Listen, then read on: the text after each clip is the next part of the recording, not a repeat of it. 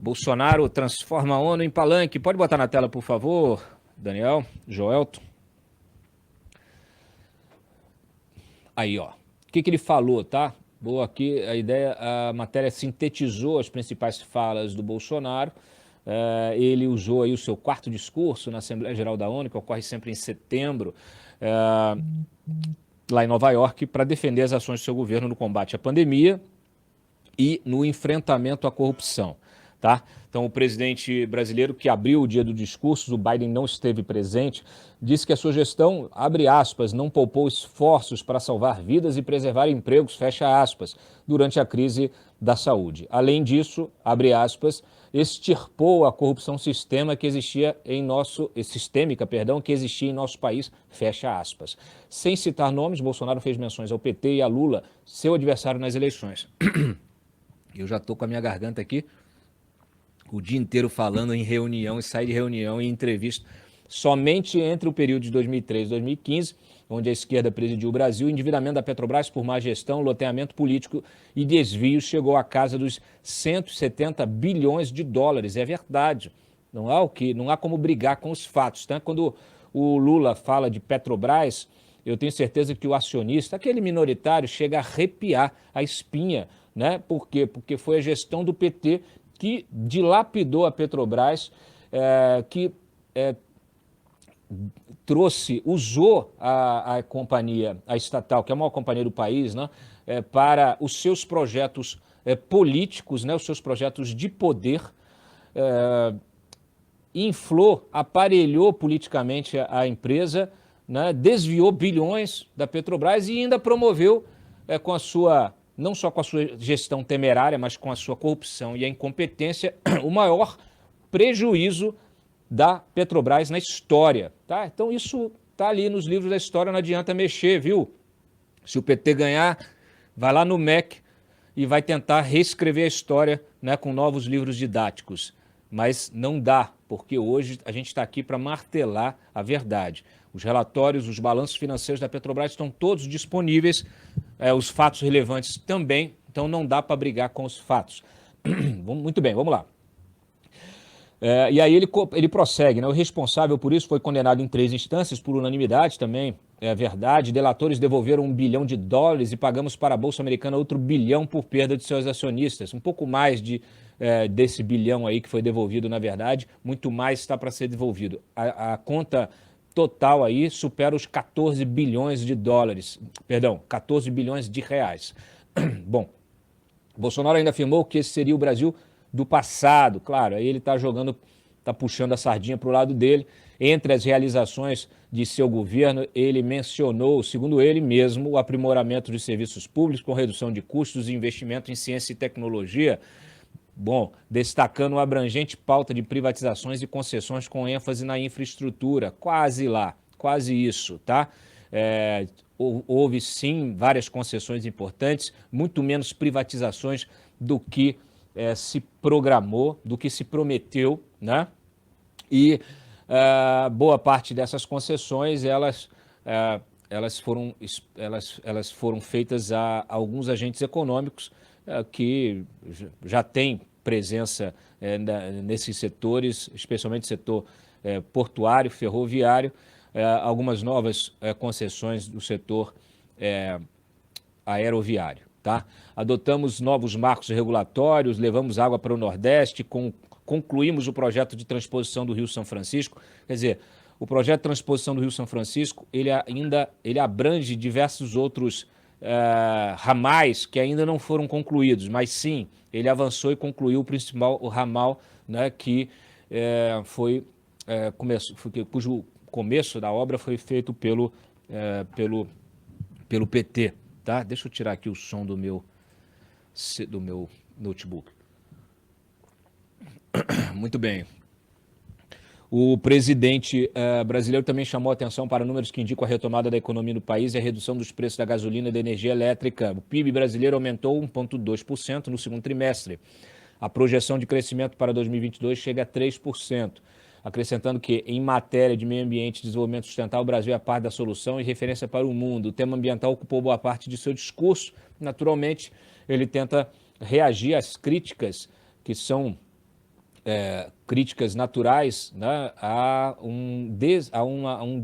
é, vamos dizer assim, a uma desmobilização, não é nem o termo certo, né, a uma desconstrução do próprio sistema de fiscalização ambiental. Essa é uma pauta muito sensível, né, para o governo Bolsonaro, porque de fato você trocou engenheiros florestais, você trocou técnicos capacitados, formados na área ambiental, por gente que não tem nada a ver, como, sei lá, polícia militar. Você pegou um coronel da PM e botou lá comandando um órgão de fiscalização. O fato é que houve um desmonte. Agora sim me veio a palavra aqui. Nosso programa é ao vivo, é assim mesmo, às vezes falha.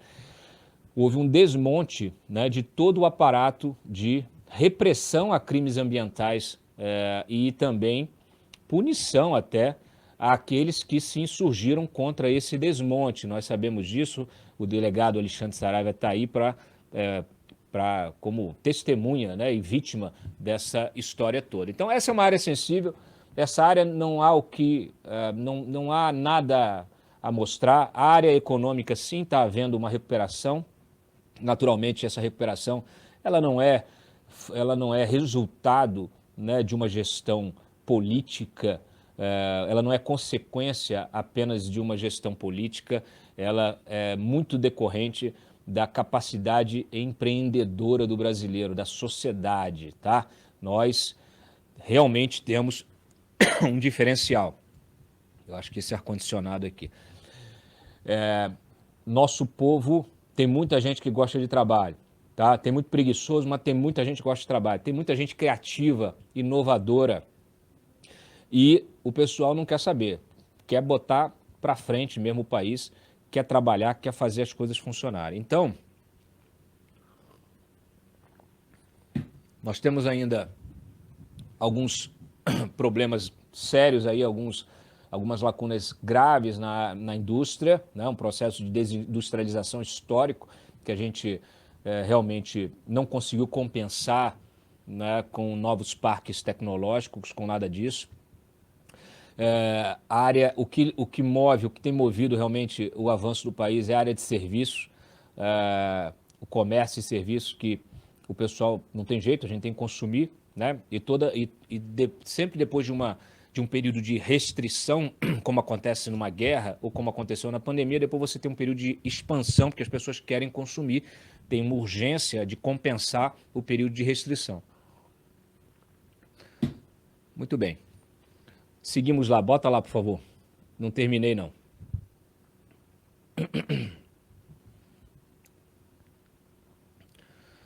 Claro, naturalmente, o Bolsonaro usou a crise na Venezuela e a perseguição de padres na Nicarágua para marcar posição em relação aos seus adversários de esquerda no Brasil e encontrou espaço para mencionar as manifestações em seu apoio durante 7 de setembro.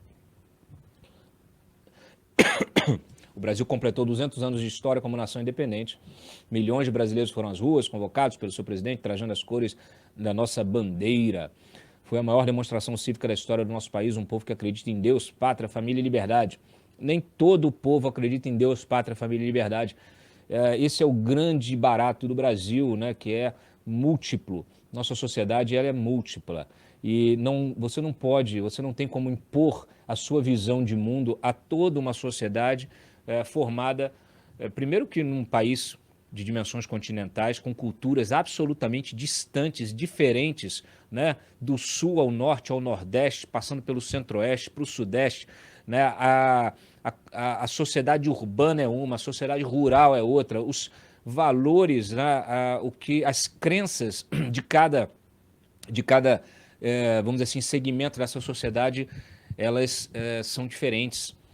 E aí que está a visão que deve ter um estadista. Um estadista de verdade, ele deve entender que ele está ali para governar para todos, né? Ele deve tentar compreender visões diferentes, estilos de vida diferentes e se concentrar no básico, que é o quê? Garantir que essa sociedade esteja livre para evoluir, para prosperar, que as pessoas possam empreender, que elas possam se realizar individualmente e coletivamente, cada um no seu quadrado, cada um curtindo o seu barato, cada um vivendo aquilo que acredita, desde que respeitada a experiência também do próximo, a vivência e o espaço do próximo. É isso que a gente precisa batalhar, é nisso que a gente precisa pautar as nossas ações, na tolerância, no respeito mútuo entre tantas pessoas diferentes que têm visões diferentes, mas que querem a mesma coisa, gente. Todo mundo quer ser feliz, todo mundo quer amar, quer ser amado, quer ser feliz, quer dizer, pelo menos a grande maioria, né? Tem uns que não querem ser amados, nem querem amar, mas a maioria quer ser amado, quer amar, quer fazer o que gosta, quer ser, né?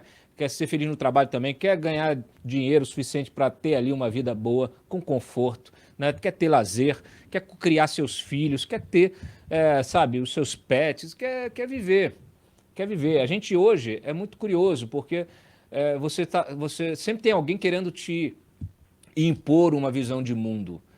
Chega, respeite a visão do outro, né? Respeite a minha também. E, assim, vamos tentar trabalhar pelo mesmo objetivo, que é o desenvolvimento da sociedade. Desenvolvimento em todos os aspectos, tá? Em todos os aspectos. Mas vamos seguir aqui, não vou ficar de conversação hoje, não. Solta aí o VT, que o Bolsonaro naturalmente aproveitou para dar ali uma cutucada, uma estapeada no seu concorrente, que há poucos dias estava falando que tinha sido inocentado na ONU. Então, é disso que se trata, a eleição. Solta o VT. No meu governo, extirpamos a corrupção sistêmica que existia no país. Somente entre o período de 2003 e 2015, onde a esquerda presidiu o Brasil, o endividamento da Petrobras, por má gestão, loteamento político e em desvios, chegou à casa dos 170 bilhões de dólares.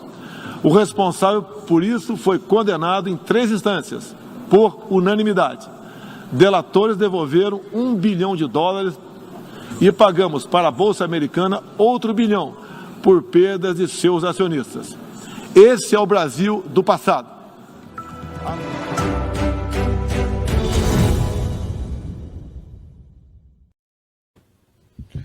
Você já viu as nossas redes sociais? Já foi lá no nosso Instagram? Tá bombando o nosso Instagram agora. Mudamos tudo, tá? Vamos ter TikTok também. Aliás, esse vídeo de abertura aí vai pro TikTok. TikTok, Twitter, Instagram, Facebook. A gente tem que estar antenado aí, falando com todas as gerações de leitores do antagonista. Bom, tem uma questão que é importante e o Bolsonaro capitalizou politicamente, que é a perseguição à Igreja Católica na Nicarágua pelo ditador Daniel Ortega, tá? Tem muita gente que tem uma certa... Tem parte da imprensa que trata ele como um governante, né? O próprio PT há pouco tempo estava parabenizando ele pela festa da democracia numa eleição em que os seus concorrentes estavam presos ou exilados. Então, quando a gente fala de Nicarágua, quando a gente fala de Daniel Ortega, a gente está falando de uma ditadura sanguinária que persegue, intolerante, que persegue padres, freiras e afins. Solta o VT. É essencial garantir que todos tenham o direito de professar e praticar livremente sua orientação religiosa, sem discriminação. Quero aqui anunciar que o Brasil abre suas portas para acolher os padres e freiras católicos que têm sofrido perseguição do regime ditatorial da Nicarágua. O Brasil repudia a perseguição religiosa em qualquer lugar do mundo.